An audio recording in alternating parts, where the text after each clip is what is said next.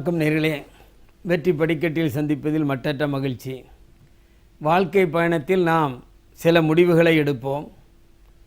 அந்த முடிவுகள் நல்லவையா கெட்டவையா, பலனை தருமா தராதா என்பதையெல்லாம் நாம் தான் சிந்தித்து பார்த்து அந்த முடிவை எடுக்க வேண்டும். முடிவு எடுத்த பிறகு பின்வாங்கக்கூடாது. சுதந்திர போராட்ட காலத்தில் மகாத்மா காந்தி அவர்கள் ஒத்துழையாமை இயக்கத்தை அறிவித்தார்கள். பிரிட்டிஷ் அரசாரின் செயல்பாடுகளுக்கு நாம் ஒத்துழைப்பு கொடுப்பதில்லை, எனவே ஒத்துழையாமை இயக்கத்தின் மூலம் சுதந்திர இந்தியாவை நாம் கொண்டு வரலாம் என்று மகாத்மா காந்தி அவர்கள் வெளிப்படையாக மக்களுக்கு அறிவுறுத்தினார்கள். ஒரு தடவை மகாத்மா காந்திக்கு ஒரு பாராட்டு விழா, அதிலே நம் தமிழ்நாட்டை சார்ந்த ஆர்.கே. சண்முகம் செட்டியார் என்பவர் பொருளாதார மேதை, அவர் கலந்து கொண்டார். காந்தியின் நண்பர் அவர்.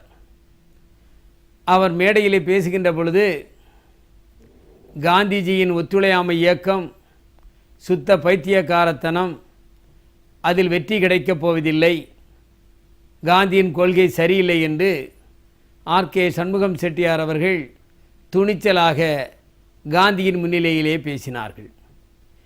காந்தியோ எந்தவித மறுப்பும் சொல்லாமல் புன்சிரிப்புடனே அந்த மேடையிலே அமர்ந்திருந்தார்கள்.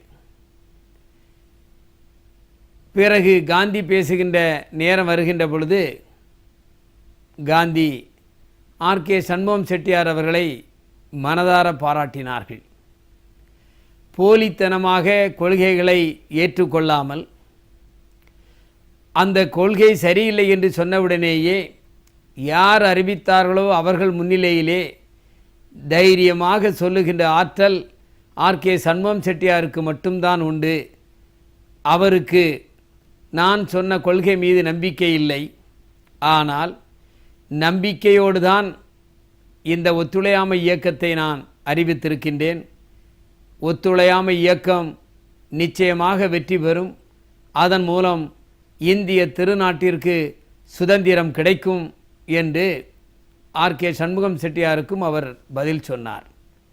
இதிலே இருந்து நாம் பார்த்து கொள்ள வேண்டும், ஒத்த கருத்து ஒத்துக்கொள்ளாத கருத்து, ஆனால் சொல்வது நண்பர் வேண்டியவர். ஆனாலும் ஆர்.கே. சண்முகம் செட்டியார் அவர்கள் காந்தியே சொன்னாலும் தவறுதான் என்று சொன்னார்கள்.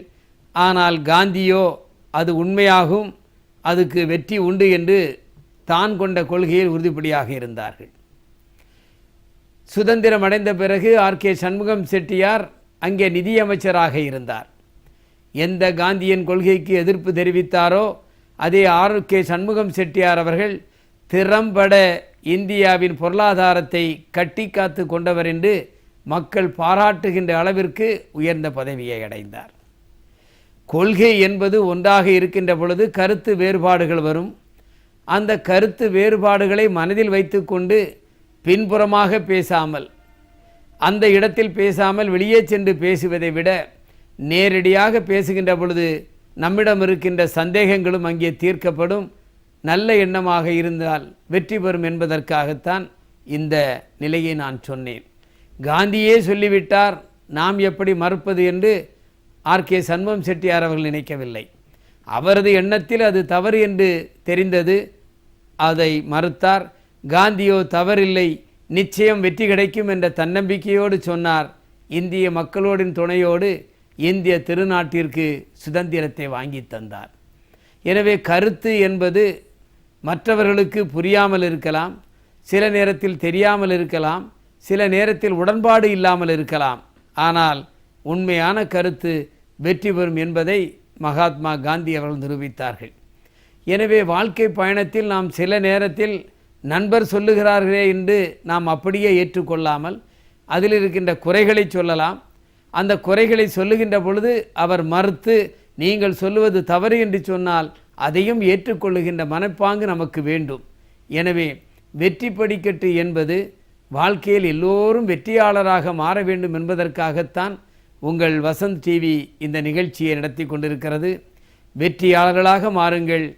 வெற்றியாளர்களாக சந்திப்போம் என்று மீண்டும் உங்களை சந்திக்கின்றேன். நன்றி, வணக்கம்.